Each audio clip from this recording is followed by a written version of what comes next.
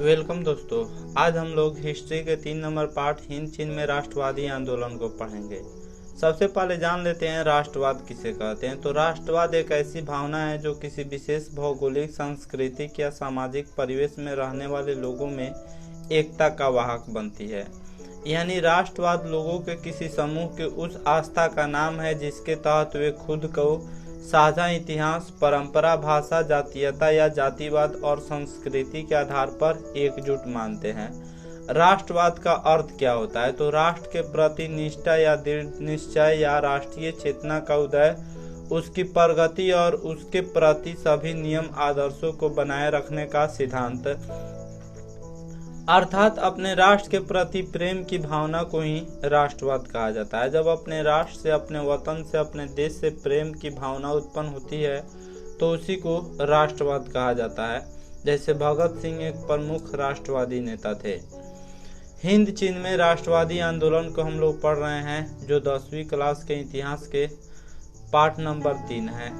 बाकी 2 पाठ जिसमें यूरोप में राष्ट्रवाद तथा साम्यवाद और समाजवाद को पढ़ा दिया गया है, उसका वीडियो देख लीजिएगा, तो इसको देखिएगा।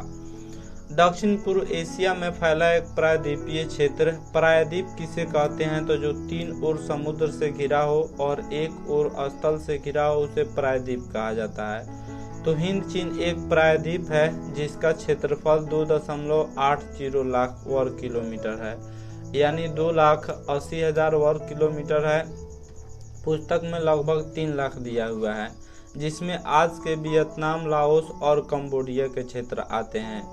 हिंद चीन में 3 देश आते हैं, वियतनाम, लाओस और कंबोडिया। वियतनाम के तोकिन एवं अन्नाम कई शताब्दियों तक चीन के कब्जे में रहा। दूसरी तरफ लाओस, कंबोडिया पर भारतीय संस्कृति का प्रभाव था। इसका नाम हिंद चीन क्यों पड़ा, इसको हम लोग जानेंगे। वियतनाम का जो तोकी और अन्नाम था, इस पर जो है चीन का कब्जा रहा, तथा लाओस और कंबोडिया पर भारतीय संस्कृति का प्रभाव था। 14वीं शताब्दी में कम्बोज भारतीय संस्कृति का प्रधान केंद्र था, जो कंबोडिया में था।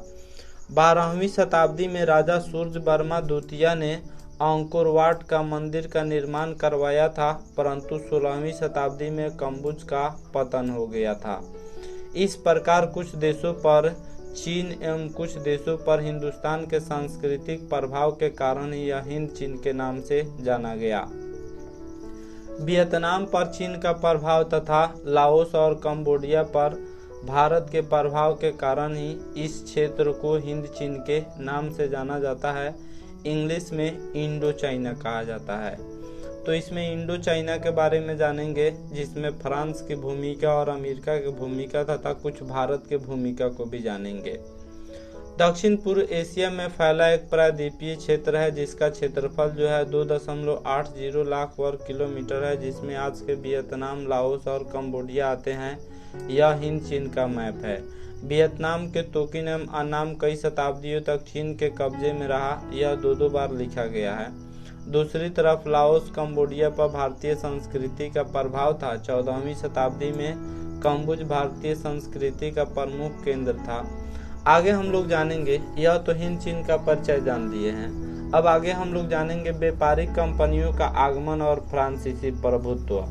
कैसे हिंद चीन में व्यापारिक कंपनियां आई और फ्रांस ने कैसे हिंद चीन को गुलाम बना लिया, कैसे अपना उपनिवेश बना लिया, इसको जानेंगे। तो 1498 ईस्वी में वास्को डी गामा ने भारत से जुड़ने की चाह में समुद्री मार्ग खोज निकाला। तब पुर्तगाली ही पहले व्यापारी थे। वास्को डी गामा ने भारत का खोज किया हुआ था और 1498 ईस्वी में वह भारत आया। पुर्तगाली व्यापारियों ने 1510 ईस्वी में मलाक्का को व्यापारिक केंद्र बनाकर हिंद चीनी देशों के साथ व्यापार शुरू किया। उसके बाद स्पेन, डच, इंग्लैंड और फ्रांसीसी का आगमन हुआ। सबसे पहले एशिया में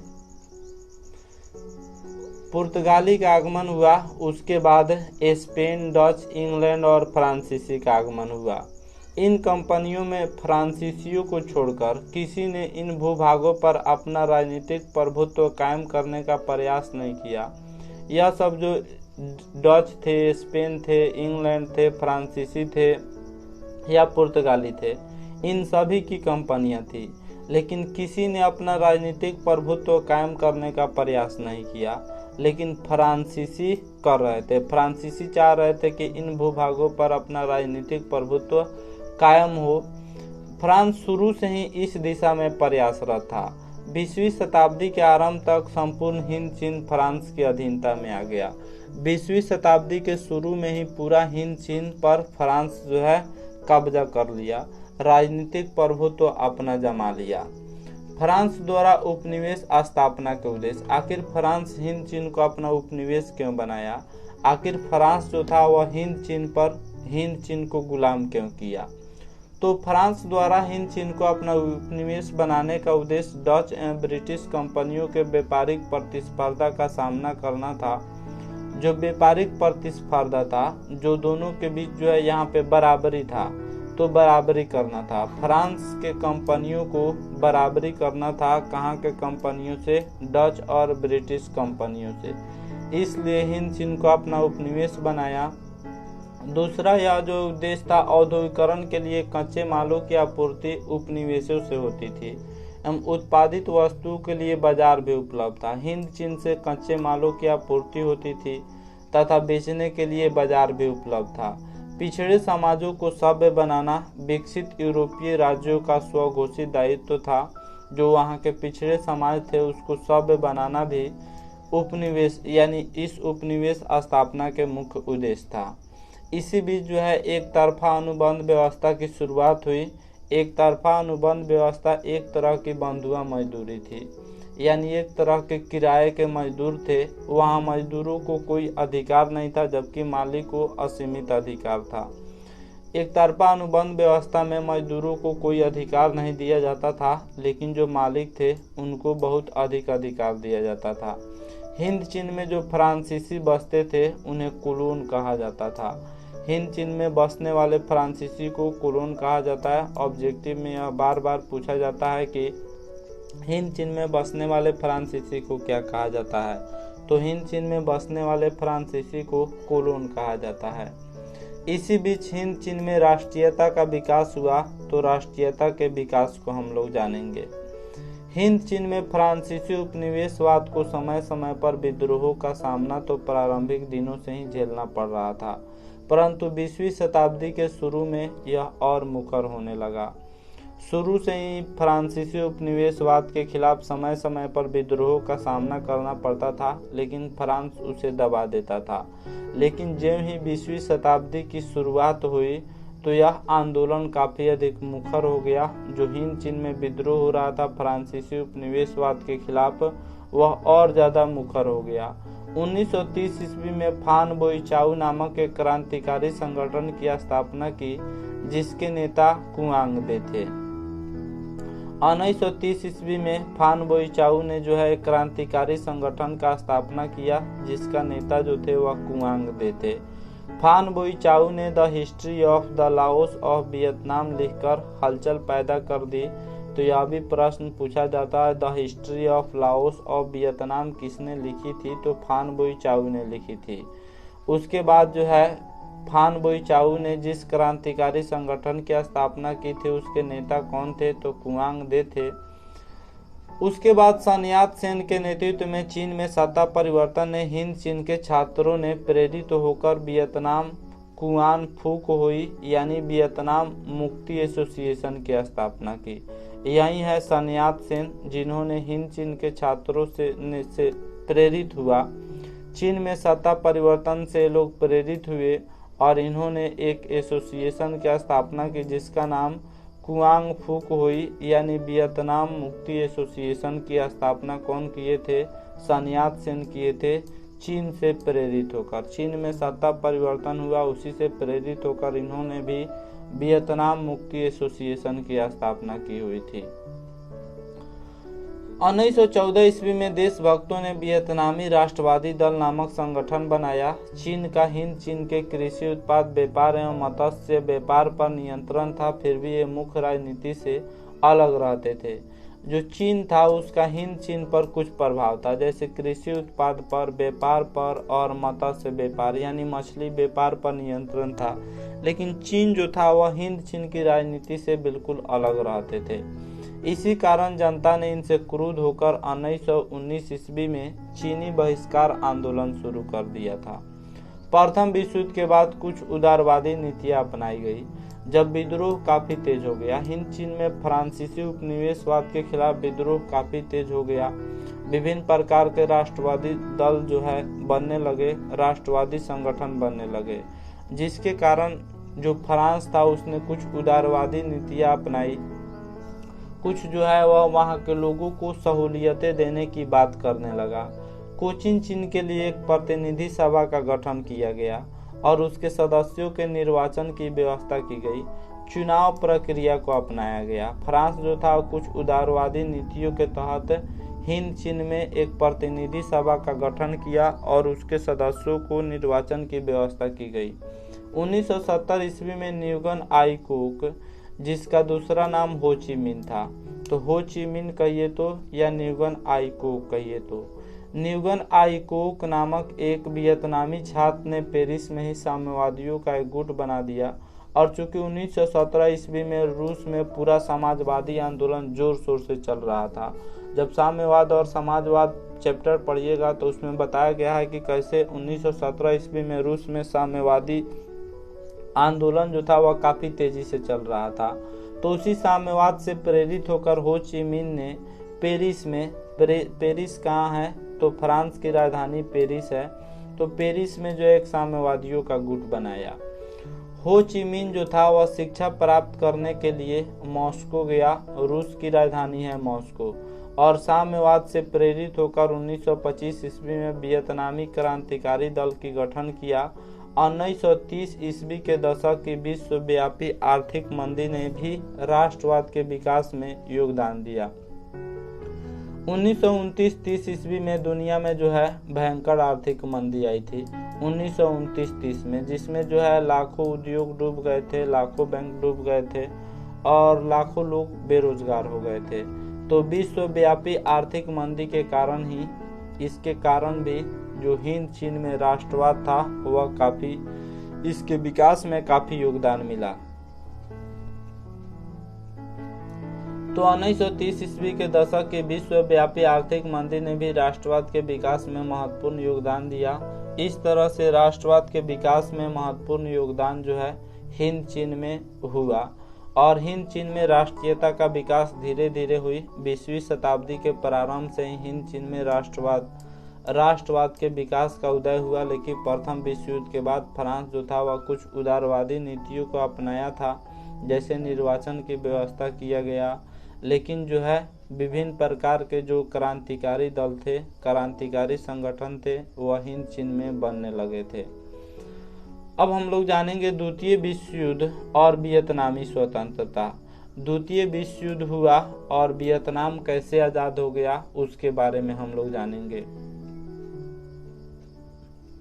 तो जून 1940 ईस्वी में फ्रांस जर्मनी से हार गया और फ्रांस में जर्मन समर्थित सत्ता कायम हो गई। जून 1940 ईस्वी में फ्रांस पर जर्मनी ने कब्जा कर लिया और जर्मनी के मदद से जर्मन समर्थित सरकार फ्रांस में बन गई। तो चूंकि फ्रांस जो था वह उपनिवेश बनाया था हिंद चीन का, लेकिन फ्रांस पर से क्या हो गया, फ्रांस पर जर्मनी का अधिकार हो गया। तो फ्रांस पर जर्मन समर्थित सरकार कायम हो गई और इस तरह से हिंद चीन का जो नेतृत्व था वह फ्रांस के हाथ से हट गया और वियतनाम जो है आजाद हो गया। उसके बाद जापान ने पूरे हिंद चीन पर अपना राजनीतिक प्रभुत्व जमा लिया था। इधर जापान जो है कब्जा कर लिया, हिंद चीन पर आक्रमण करके उस पर अपना राजनीतिक प्रभुत्व जमा लिया। हो ची मिन के नेतृत्व में देश भर के कार्यकर्ताओं ने वियत मिन यानी वियतनाम स्वतंत्रता लीग की स्थापना कर पीड़ित किसानों, बुद्धिजीवियों, आतंकित व्यापारी सभी को शामिल कर छापामार युद्ध नीति का अवलंबन का मतलब अपनाना, तो अवलंबन किया। 1944 में फ्रांस जर्मनी के आधिपत्य से निकल गया तथा जापान पर परमाणु हमला के पश्चात जापान ने आत्मसमर्पण कर दिया। तो देखिए जो है 1940 से लेकर 1944-45 ईस्वी तक, 1940 ईस्वी में क्या हुआ, 1940 ईस्वी में फ्रांस पर कब्जा कर लिया जर्मनी ने, जिसके कारण जो है हिंद चीन में फ्रांसीसी कमज़ोर होने लगे और इसका फ़ायदा जापान उठाया और जापान ने जो है कब्जा कर लिया हिंद चीन पर। जापान ने अपनी सेना भेज दिया और 1944 ईस्वी तक लगभग 1945 ईस्वी तक हिंद चीन पर जापानी सेनाएं जो थी वह कब्जा की हुई थी। और इसी बीच देश भर में हो ची मिन्ह के नेतृत्व में वियतनाम स्वतंत्रता लीग की स्थापना की गई तथा छापामार युद्ध चालू कर दिया गया। लेकिन जापान पर 1945 ईस्वी में 6 अगस्त 1945 और 9 अगस्त 1945 को 2 परमाणु बम गिराया गया। 6 अगस्त 1945 जिस समय द्वितीय विश्व युद्ध हो रहा था, अमेरिका ने बम गिराया था, उसका नाम लिटिल बॉय था। और 9 अगस्त 1945 ईस्वी को जो बम गिराया गया था उसका नाम फैट मैन था। तो इस तरह से जो है 1944 ईस्वी में फ्रांस क्या हो गया, जर्मनी के कब्जा से निकल गया तथा जापान पर परमाणु हमला हुआ, जिसके कारण जापान ने आत्मसमर्पण कर दिया। इस स्थिति में जापान की सेनाएं जो थी वह वियतनाम से निकलने लगी और फ्रांस के पास इतनी शक्ति नहीं थी कि खुद को पुनः हिंद चीन में स्थापित रख सके। इसका लाभ उठाते हुए वियतनाम के राष्ट्रवादियों ने वियत मिन्ह के नेतृत्व में लोकतंत्रीय गणराज्य की स्थापना 2 सितंबर 1945 ईस्वी को करते हुए वियतनाम की स्वतंत्रता की घोषणा कर दी। इस सरकार का प्रधान हो ची मिन्ह बनाया गया। द्वितीय विश्व युद्ध के बाद फ्रांस के पास इतनी शक्ति नहीं थी कि वह फिर से हिंद चीन में अपनी सत्ता को स्थापित कर सके।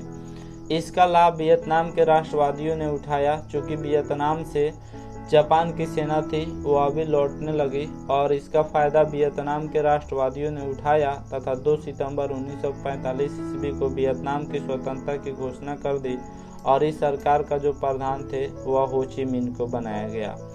फिर आगे क्या होता है, आगे जो है फ्रांस ने एक चाल चला। फ्रांस जो है इसका उपनिवेश बनाने के लिए जो है एक चाल चला। तो उसने क्या किया, फ्रांस हिंद चीन में अपने डूबे साम्राज्य को बचाना चाहता था। वियतनाम तो आज़ाद हो गया 1945 ईस्वी में, लेकिन फ्रांस ने एक चाल चल दिया। फ्रांस हिंद चीन में अपने डूबे साम्राज्य को बचाना चाहता था, अतः उसने एक नए औपनिवेशिक तंत्र की योजना बनाई। फ्रांस ने घोषणा की कि फ्रांस के विशाल साम्राज्य को एक यूनियन बना दिया जाएगा जिसमें अधीनस्थ उपनिवेश शामिल होंगे। फ्रांस ने यह घोषणा कर दिया कि फ्रांस एक विशाल साम्राज्य रहेगा और उसमें हिंद चीन रहेगा, जिसमें लाओस, कंबोडिया और वियतनाम भी रहेंगे। यानी यह एक तरह का संघ रहेगा, जिस तरह जो है यूएसएसआर यानी जो सोवियत रूस था वह एक प्रकार का संघ था, उसी तरह इसने कहा कि फ्रांस एक संघ रहेगा और इसमें जो है इसको यूनियन बनाया जाएगा और इसमें हिंद चीन भी शामिल रहेंगे। तो फ्रांस ने कहा कि इस महासंघ का एक अंग हिंद चीन भी होगा। जापानी सेनाओं के हटते ही फ्रांसीसी सेना जैसे ही सैगान पहुंची, वियतनामी छापामारों ने भयंकर युद्ध किया और फ्रांसीसी सेना सैगान में ही फंसी रह गई। अंततः 6 मार्च 1946 ईस्वी को हनोई समझौता हुआ। फ्रांसीसी सेना जब फंसी रह गई तो फिर जो है फ्रांस और वियतनाम के बीच एक समझौता हुआ 6 मार्च 1946 ईस्वी को। तो हमेशा ऑब्जेक्टिव में प्रश्न पूछा जाता है हनोई समझौता कब हुआ था, तो 6 मार्च 1946 ईस्वी को किनके बीच हुआ था, फ्रांस और वियतनाम के बीच हुआ था। हनोई एक स्थान है वहीं पे हुआ था। तो फ्रांस एवं वियतनाम के बीच हुआ, जिसके तहत फ्रांस ने वियतनाम को गणराज्य के रूप में स्वतंत्र इकाई माना। साथ ही माना गया कि यह गणराज्य हिंद चीन संघ में रहेगा और हिंद चीन संघ फ्रांसीसी यूनियन में रहेगा। यानी फ्रांस को एक यूनियन बना दिया गया और उसमें हिंद चीन को भी शामिल कर दिया गया। फ्रांस यह नहीं चाहता था कि हिंद चीन पूरी तरह से हमारे हाथ से निकल जाए, इसको आज़ाद कर दिया जाए, अतः उसने हिंद चीन को प्रलोभन दे दिया कि फ्रांस को एक यूनियन बनाया जाएगा और उस यूनियन में हिंद चीन भी रहेगा। हिंद चीन के प्रति फ्रांसीसी नीति क्या थी उसको हम लोग पढ़ते हैं। तब फ्रांस ने कोचिन चीन में एक पृथक सरकार स्थापित कर लिया, जिससे हनोई समझौता टूट गया। फ्रांस एक चाल चला और उसने कोचिन चीन में जो है एक पृथक सरकार बना लिया, अपने से एक सरकार बना लिया, जिसके कारण हनोई समझौता जो था वह टूट गया। फ्रांस को कुछ वियतनामी प्रतिक्रियावादी ताकतों का समर्थन मिल गया। कुछ वियतनामी जो है वह फ्रांस का समर्थन करने लगे, जिनके सहयोग से नवगठित सरकार चलने लगी। अब तक हो ची मिन्ह सरकार की भी इतनी ताकत नहीं हुई थी कि फ्रांसीसी सेना का प्रत्यक्ष मुकाबला कर सके। अतः फिर से क्या हो गया, गुरिल्ला युद्ध चालू हो गया। फ्रांस में फिर से गुरिल्ला युद्ध चालू हो गया। यह फ्रांस का एफिल टावर है। जो वियतनाम था, वियतनाम में फिर से जो है गुरिल्ला युद्ध चालू हो गया, क्योंकि हनोई समझौता को फ्रांस नहीं माना था। हिंद चीन के प्रति फ्रांसीसी नीति को हम लोग पढ़ रहे हैं। इसी क्रम में गुरिल्ला सैनिकों ने दिएन बिएन फू पर भयंकर आक्रमण कर दिया। इस युद्ध में फ्रांस बुरी तरह हार गया।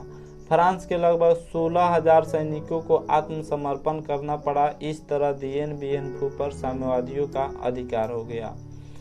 दिएन बिएन फू पर जो फ्रांसीसी सैनिक का अधिकार था, फ्रांस का अधिकार था, उस पर जो है गुरिल्ला सैनिकों ने भयंकर आक्रमण कर दिया और इस आक्रमण में 16,000 सैनिक आत्मसमर्पण कर दिए।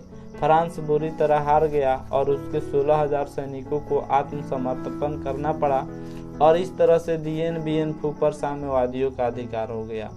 उसके बाद अब हुआ अमेरिकी हस्तक्षेप। सबसे पहले जो है वह जेनेवा समझौता हुआ और इसमें अमेरिका जो है हस्तक्षेप करने लगा। अमेरिका जो अब तक फ्रांस का समर्थन कर रहा था, ने हिंद चीन में हस्तक्षेप की नीति अपनाई। साम्यवादियों के विरोध में इसकी घोषणा भी कर दी।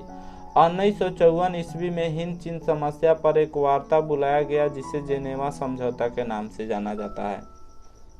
1954 ईस्वी में हिंद चीन की समस्या पर एक वार्ता बुलाया गया, जिसे जेनेवा समझौता के नाम से जाना जाता है। जेनेवा समझौता कब हुई थी? तो 1954 ईस्वी में हुई थी। हिंद चीन की समस्या पर हुई थी। जेनेवा समझौता ने पूरे वियतनाम को 2 हिस्सों में बांट दिया। हनोई नदी से सटे उत्तर के क्षेत्र उत्तरी वियतनाम और उसे दक्षिण में दक्षिणी वियतनाम अमेरिका समर्थित सरकार को दे दिया। जेनेवा समझौता के तहत वियतनाम को 2 भागों में बांट दिया गया। एक हनोई नदी से उत्तर में उत्तरी वियतनाम और दक्षिण में दक्षिणी वियतनाम। उत्तरी वियतनाम पर हो ची मिन्ह की सरकार को दे दिया गया और दक्षिणी वियतनाम अमेरिका समर्थित सरकार को दे दिया गया। जेनेवा समझौता के तहत लाओस और कंबोडिया को वैध राजतंत्र के रूप में स्वीकार किया गया।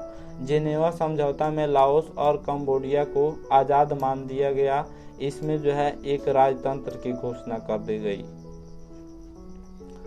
जेनेवा समझौता के तहत लाओस और कंबोडिया को पूर्ण स्वतंत्र देश मान लिया गया। लाओस और कंबोडिया को पूरी तरह से आज़ाद देश मान लिया गया तथा जो वियतनाम था तो उत्तरी वियतनाम पर हो ची मिन्ह की सरकार को दे दिया गया और दक्षिणी वियतनाम पर अमेरिका समर्थित सरकार को स्थापित कर दिया गया।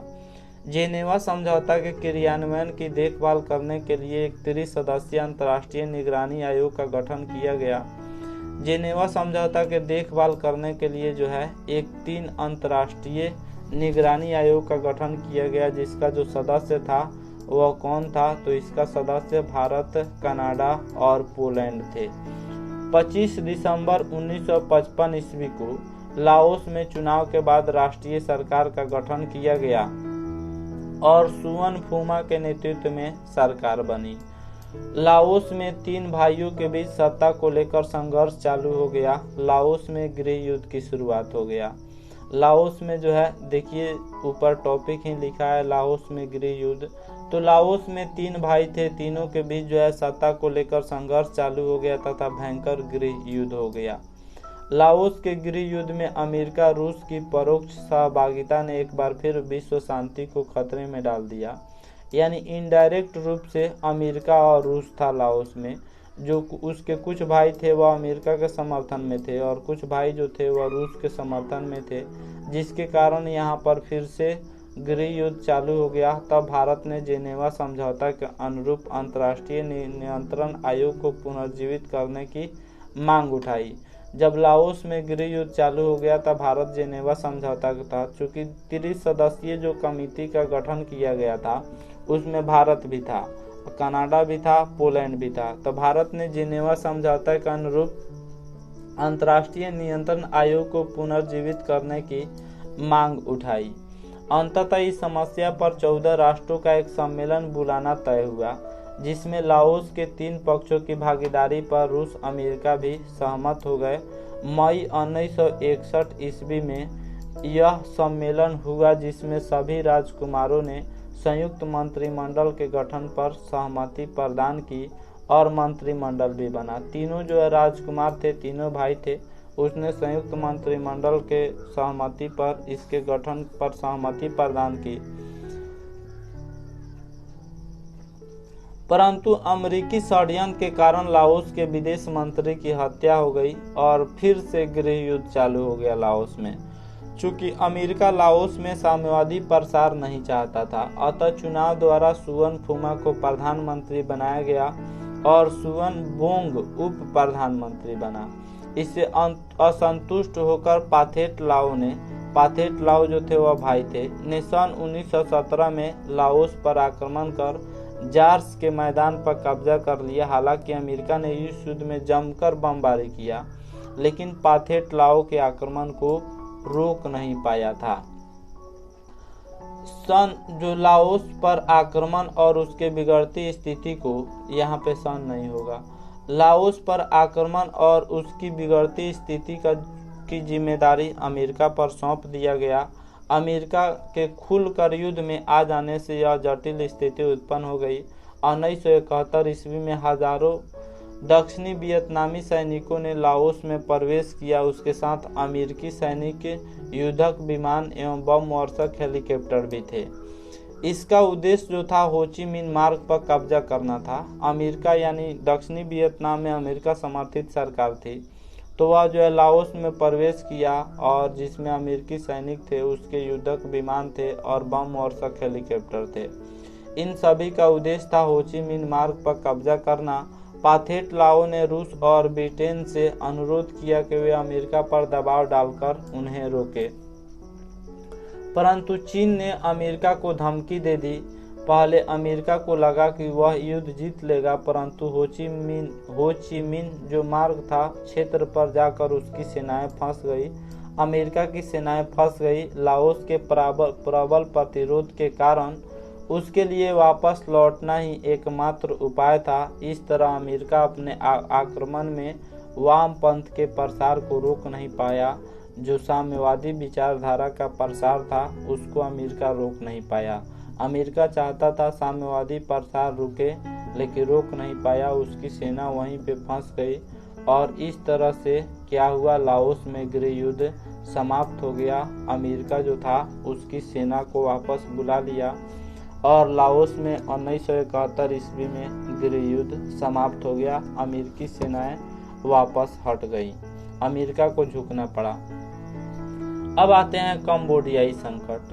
कंबोडिया में किस प्रकार का संकट हुआ, तो सन 1954 ईस्वी में जो जेनेवा समझौता हुआ था, उसके तहत स्वतंत्र राज्य बनाने के बाद कंबोडिया में संवैधानिक राजतंत्र को स्वीकार कर राजकुमार नरोत्तम सिहानुक को शासक माना गया। यही है नरोत्तम सिहानुक। नरोत्तम सिहानुक 1954 से ही कंबोडिया को गुट निरपेक्षता एवं तटस्थता की नीति पर चलना शुरू कर दिया। देखिए, द्वितीय विश्व युद्ध के बाद जो पूरा विश्व था वह 2 गुटों में बंट गया था। एक जो है साम्यवाद और दूसरा समाजवाद। साम्यवाद का नेतृत्व रूस कर रहा था और पूंजीवाद का नेतृत्व जो था वह अमेरिका कर रहा था। 2 गुटों में दुनिया बटी हुई थी, एक था पूंजीवाद और दूसरा था साम्यवाद, जिसका नेता जो है, एक का नेता रूस था और दूसरा का नेता जो था वह अमेरिका था। रूस जो था वह साम्यवादी का नेता था, साम्यवादों का नेता था, और अमेरिका जो था वह पूंजीवादी विश्व का नेता था। दोनों के बीच शीत युद्ध चालू हो गया था। तो उसमें जो है कुछ देशों ने, जैसे भारत ने एक आंदोलन चलाया कि हम ना ही अमेरिका की तरफ से रहेंगे और ना ही रूस की तरफ से रहेंगे, और उसी को गुट निरपेक्ष आंदोलन कहा गया। तो कंबोडिया जो था वह गुट निरपेक्षता एवं तटस्थता की नीति पर चलना शुरू कर दिया। इसलिए कंबोडिया दक्षिण पूर्व एशियाई सैन्य संगठन में शामिल नहीं हुआ। अमेरिका इन क्षेत्रों में अपना प्रभाव चाहता था, इसी कारण वह सिहानुक से चिढ़ा हुआ था और थाईलैंड को उकसाकर कंबोडिया को तंग करवा रहा था। अमेरिका की इस कूटनीतिक चाल के कारण 1963 ईस्वी में सिहानुक ने उससे भी किसी तरह की मदद लेने से इनकार कर दिया। यह बात अमेरिका के लिए अपमानजनक लगी। मई 1965 ईस्वी में उसने वियतनाम के साथ कंबोडिया के सीमावर्ती गांवों पर आक्रमण कर दिया। अमेरिका जो था वह 1965 ईस्वी में कंबोडिया के कुछ गांवों पर आक्रमण कर दिया। तब सिहानुक जो था उसने अमेरिका से राजनयिक संबंध तोड़ डाले। आगे चलकर सन 1969 ईस्वी में अमेरिका ने कंबोडिया सीमा क्षेत्र में जहर की वर्षा हवाई जहाज से करवा दी, जिससे लगभग 40,000 एकड़ भूमि की रबर की फसल नष्ट हो गई। तब सिहानुक ने मुआवजे की मांग अमेरिका से की एवं रूस की ओर झुकाव दिखाते हुए पूर्वी जर्मनी से राजनयिक संबंध बढ़ाने शुरू कर दिए। तत्कालीन दो गुटीय विश्व व्यवस्था में पूंजीवादी अमेरिका यह नहीं चाहता था कि कंबोडियाई साम्यवादी देशों के प्रति सहानुभूति रखे। फिर नरोत्तम सिहानुक ने पेकिंग में निर्वासित सरकार का गठन कर जनरल नो लोन की सरकार को अवैध घोषित कर दिया। साथ ही राष्ट्रीय संसद को भंग कर दिया और जनता से मौजूदा सरकार को अपदस्थ करने की अपील की। अप्रैल 1970 से सिहानुक ने नई सरकार के विरुद्ध युद्ध छेड़ दिया। चूंकि अमेरिका जो था उसने नरोत्तम सिहानुक को हटाकर जनरल लोन नोल की सरकार को स्थापित कर दिया। तो जो नरोत्तम सिहानुक था इसने आंदोलन चालू कर दिया और जनता से अपील किया कि इस सरकार को हटा दें, जिसमें उत्तरी वियतनाम एवं वियतकांग सैनिकों से भरपूर मदद मिल रही थी। नरोत्तम सिहानुक की सेना विजयी होती हुई राजधानी नाम पेन की ओर बढ़ रही थी। अमेरिका ने तुरंत इसमें हस्तक्षेप किया। दक्षिणी वियतनाम से अमेरिकी फौज कंबोडिया में प्रवेश कर गई और व्यापक संघर्ष शुरू हो गया। यह युद्ध बड़ा ही भयंकर था। अमेरिकी राष्ट्रपति की इस नीति का व्यापक विरोध अमेरिकी भी कर रहे थे। राष्ट्रपति निक्सन को अपनी सेनाएं वापस बुलाने की घोषणा करनी पड़ी, परंतु दक्षिणी वियतनाम ने अपनी सेना कंबोडिया में रहने देने की घोषणा कर स्थिति को और जटिल बना दिया। अब लग रहा था कि चीन भी कंबोडिया मामले में हस्तक्षेप करेगा। इस तरह से जो है एक बार पुनः दक्षिण पूर्व एशिया की सुरक्षा खतरे में पड़ गई। स्थिति को भांपते हुए इंडोनेशिया ने एशियाई देशों का सम्मेलन बुलाने का प्रस्ताव रखा। 16 मई 1970 को जकार्ता में एक सम्मेलन बुलाया गया। इंडोनेशिया की राजधानी जकार्ता है, तो जकार्ता में एक सम्मेलन बुलाया गया। यद्यपि यह सम्मेलन जो था वह सफल रहा, परंतु कंबोडिया की स्थिति में कोई परिवर्तन नहीं आया। कंबोडियाई छापा मारो अमेरिकी सेना के बीच युद्धों, बमबारी, नृशंस हत्याओं के इस दौर में ही 9 अक्टूबर 1970 को कंबोडिया को गणराज्य घोषित किया गया। परंतु सिहानुक एवं लोन नोल की सेनाओं में संघर्ष चलता रहा। 5 वर्ष पश्चात सिहानुक ने निर्णायक युद्ध का ऐलान किया और उनकी लाल खुमेरी सेना विजय करती आगे बढ़ती गई। अतः लोन नोल था उसको भागना पड़ा। अप्रैल 1975 ईस्वी में कंबोडियाई गृह युद्ध समाप्त हो गया, क्योंकि नरोत्तम सिहानुक की जो लाल खुमेरी सेना थी वह विजय कर गई। नरोत्तम सिहानुक पुनः राष्ट्राध्यक्ष बने, परंतु 1978 में उन्होंने राजनीति से संन्यास ले लिया। अब कंबोडिया का नाम बदल के कंपूचिया कर दिया गया है। इस तरह से 1975 ईस्वी में जो कंबोडिया में गृह युद्ध था वह समाप्त हो गया और कंबोडिया का नाम बदल के कंपूचिया कर दिया गया है। अब हम लोग जानेंगे वियतनामी गृह युद्ध और अमेरिका। तो जेनेवा समझौता से 2 वियतनामी राज्यों का जन्म तो अवश्य हो गया था, परंतु अस्थायी शांति की उम्मीद नहीं के बराबर थी, क्योंकि उत्तरी वियतनाम में जहां साम्यवादी सरकार थी वहीं दक्षिणी वियतनाम में पूंजीवादी समर्थित सरकार थी। पहले ही बताया गया, द्वितीय विश्व युद्ध के बाद पूरी दुनिया 2 गुटों में बट गई थी, एक साम्यवादी विश्व और दूसरा पूंजीवादी विश्व। साम्यवादी विश्व का नेतृत्व रूस कर रहा था और पूंजीवादी विश्व का नेतृत्व अमेरिका कर रहा था। अमेरिका नहीं चाहता था साम्यवाद का प्रसार हो और रूस नहीं चाहता था पूंजीवाद का सरकार हो। अतः अमेरिका साम्यवाद के प्रसार को रोकने के लिए ही लाओस पर आक्रमण किया, फिर कंबोडिया पर आक्रमण किया, लेकिन साम्यवाद के प्रसार को वह रोक नहीं पाया तथा वियतनाम पर भी आक्रमण किया, क्योंकि वह साम्यवाद के प्रसार को रोकना चाहता था। जेनेवा समझौता में यह कहा गया था कि अगर जनता चाहे तो मध्य 1956 तक चुनाव कराकर पूरे वियतनाम का एकीकरण किया जाएगा।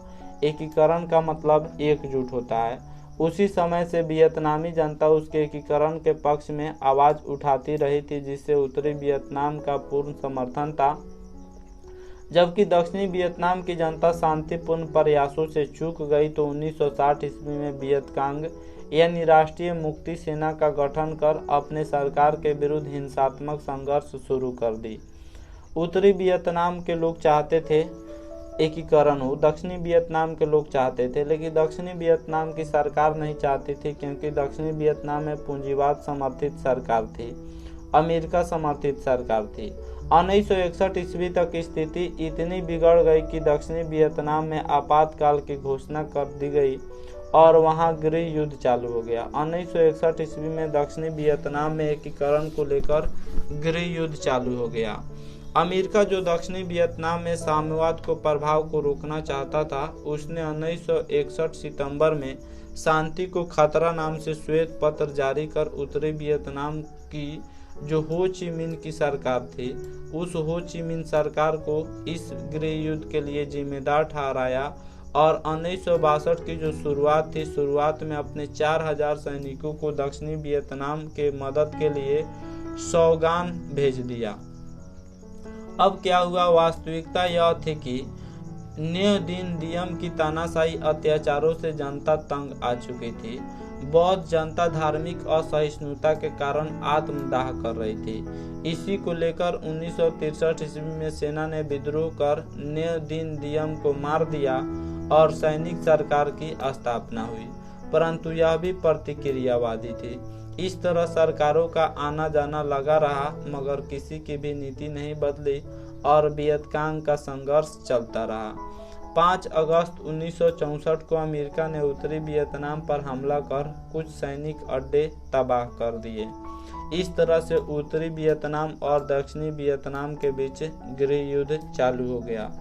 दक्षिणी वियतनाम पर अमेरिका समर्थित सरकार थी और अमेरिका जो है उत्तरी वियतनाम पर कब्जा कर रहा था। दक्षिणी वियतनाम में अपना सेना भेजकर उत्तरी वियतनाम पर लगातार हमला करने लगा। अमेरिका द्वारा शुरू किया गया यह युद्ध काफी हिंसक, बर्बर एवं यातनापूर्ण था। इस युद्ध में खतरनाक हथियारों, टैंकों, बम वर्षक विमानों का व्यापक प्रयोग किया गया था। साथ ही रासायनिक हथियारों जिसमें नापाम, ऑरेंज एजेंट एवं फास्फोरस बमों का जमकर इस्तेमाल किया गया था।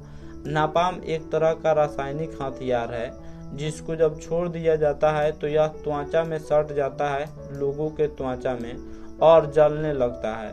तो यह काफी खतरनाक हथियार है।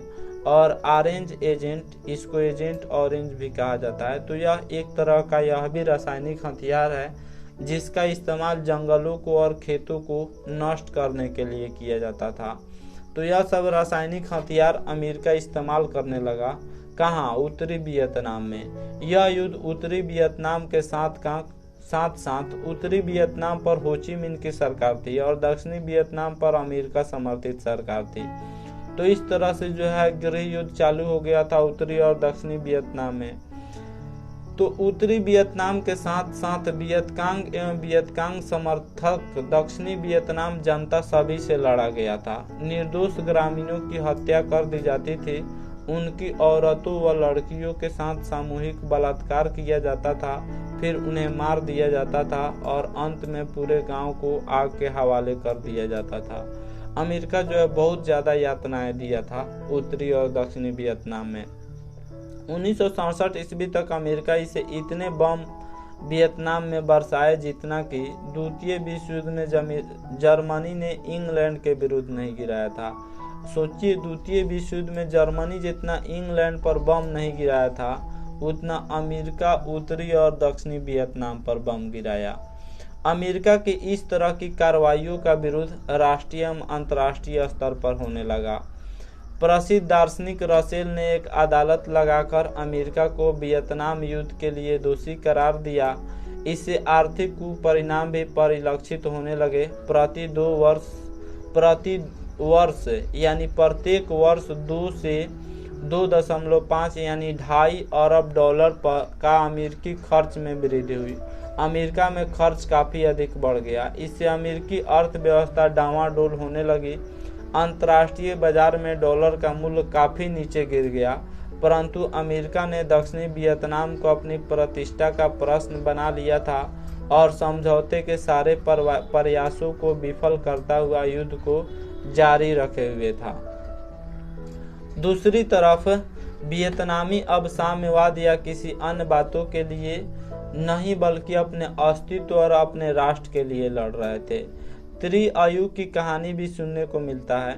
देखिए, जो वियतनामी युद्ध हो रहा था, वियतनाम और अमेरिका के बीच जो संघर्ष हो रहा था, उसमें महिलाएं भी काफ़ी बढ़ चढ़कर हिस्सा ले रही थी। महिलाएं भी अपने पीठ पर बच्चे को लेकर अमेरिका से युद्ध करती हुई नजर आ रही थी। त्रिआयु की कहानी भी सुनने को मिलता है, जिसे इस समय देवी की तरह पूजा जाता था।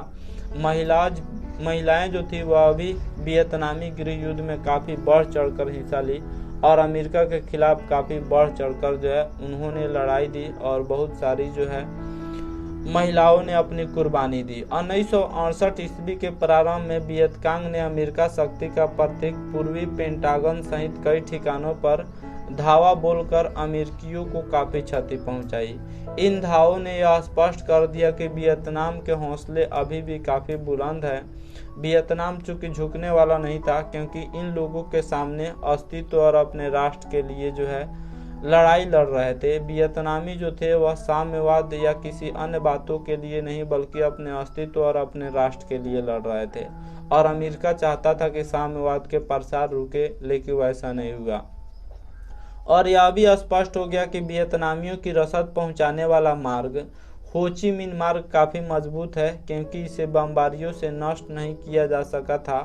वस्तुतः हो ची मिन मार्ग पर भी जो अमेरिका था वह कई बार बम गिराया, क्षतिग्रस्त किया, लेकिन फिर जो है मरम्मत कर लेते थे। यह काफ़ी मजबूत मार्ग था, काफ़ी मजबूत रास्ता था। वस्तुतः हो ची मिन मार्ग हनोई से चलकर लाओस कंबोडिया के सीमा क्षेत्र से गुजरता हुआ दक्षिणी वियतनाम तक जाता था, जिसे सैकड़ों कच्ची पक्की सड़कें निकलकर जोड़ी थी।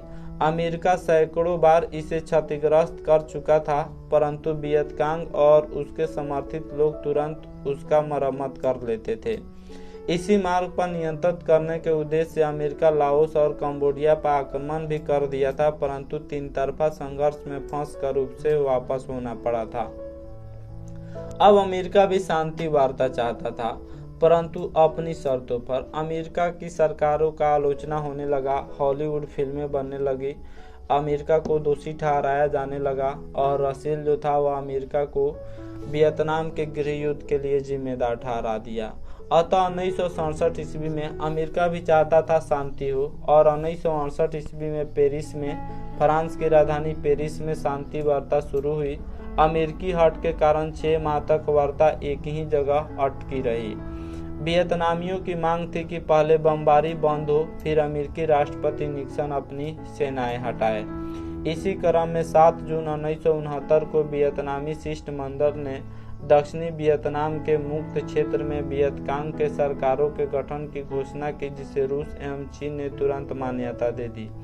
इसी दरमियान वियतनामी राष्ट्रीयता के जनक हो ची मिन की मृत्यु हो गई, लेकिन संघर्ष जारी रहा। हो ची मिन की मृत्यु हो गई, लेकिन संघर्ष जारी रहा, क्योंकि उसने कहा था कि संघर्ष जारी रहेगा हमारे मरने के बाद भी।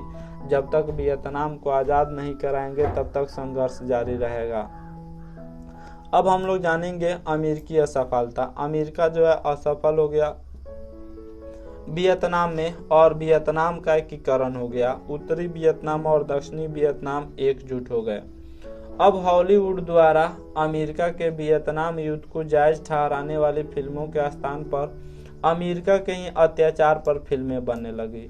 दूसरी तरफ निक्सन अमेरिका राष्ट्रपति चुनाव में जीत हासिल कर नया राष्ट्रपति बना। जो निक्सन था वह अमेरिका में नया राष्ट्रपति बना, लेकिन जो है वियतनाम में गृह युद्ध समाप्त करने के लिए अमेरिकी शर्तें क्या थी? तो शर्त यह थी दक्षिणी वियतनाम की स्वतंत्रता, दूसरा अमेरिकी सेनाएं उस क्षेत्र में रहेगी, और तीसरा शर्त था जब तब वियतकांग संघर्ष करेगा एवं दक्षिणी वियतनाम में आतंक मचाएगा, बमबारी जारी रहेगा। तो इस समस्या को जो है, इस शर्त को नहीं माना गया। वियतनाम समस्या का जल्द समाधान की जिम्मेदारी उस पर सौंप दी गई। राष्ट्रपति निक्सन पर वियतनाम समस्या के समाधान की जिम्मेवारी सौंप दी गई। अंतर्राष्ट्रीय दबाव बढ़ता ही जा रहा था। इसी समय माई ली गांव की घटना प्रकाश में आई।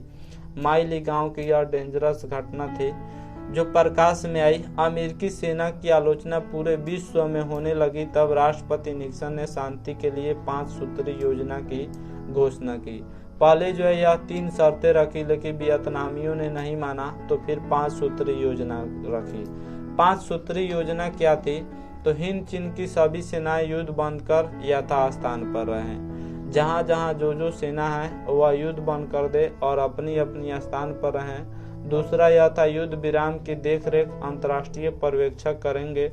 जो अंतर्राष्ट्रीय निगरानी आयोग है वहीं युद्ध विराम की देखरेख करेंगे।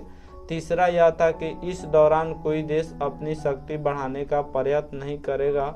चौथा जो है, यह योजना था कि युद्ध विराम के दौरान सभी तरह की लड़ाइयाँ बंद रहेगी। और पांचवा यह था कि युद्ध विराम का अंतिम लक्ष्य समूचे हिंद चीन में संघर्ष का अंत होना चाहिए। परंतु इस शांति प्रस्ताव को वियतनामियों के द्वारा अस्वीकार कर दिया गया। अमेरिकी सेनाएं पुनः बमबारी शुरू कर दी, लेकिन अमेरिका अब जान चुका था कि उसे अपनी सेनाएं वापस बुलानी ही पड़ेगी। अमेरिका की भी हार हो रही थी चारों तरफ से और उसका जो खर्च था वह काफी अधिक बढ़ रहा था। निक्सन ने पुनः फिर जो है 8 सूत्री योजना रखी। वियतनामियों ने इसे खारिज कर दिया। अब अमेरिका चीन को अपने पक्ष में करने लगा। 24 अक्टूबर 1972 को वियतकांग, उत्तरी वियतनाम, अमेरिका एवं दक्षिणी वियतनाम में समझौता तय हो गया, परंतु दक्षिणी वियतनाम ने आपत्ति जताई और पुनः वार्ता के लिए आग्रह किया। वियतकांग ने इसे अस्वीकार कर दिया। इस बार इतने बम गिराए जिनकी कुल विध्वंसक शक्ति हिरोशिमा में प्रयुक्त परमाणु बम से ज्यादा आंकी गई। फिर से जो अमेरिका जो है बमबारी चालू कर दिया। जब यह 8 सूत्री योजना रखी लेकिन वियतनामियों ने इसे खारिज कर दिया, तो फिर से अमेरिका जो है बम गिराने लगा। इतना बम गिराया कि हिरोशिमा का जो शक्ति था, विध्वंसक शक्ति, उसे ज्यादा आंकी गई। हनोई भी इस बमबारी से ध्वस्त हो गया था। वियतनाम की राजधानी हनोई है। हनोई भी इस बमबारी से ध्वस्त हो गया था, लेकिन वियतनामी डटे रहे। अंततः 27 फरवरी 1973 को पेरिस में वियतनाम युद्ध की समाप्ति के समझौते पर अमेरिका को हस्ताक्षर करना पड़ा। समझौते की मुख्य बातें थी कि युद्ध समाप्ति के 60 दिनों के अंदर अमेरिकी सेना वापस हो जाएगी।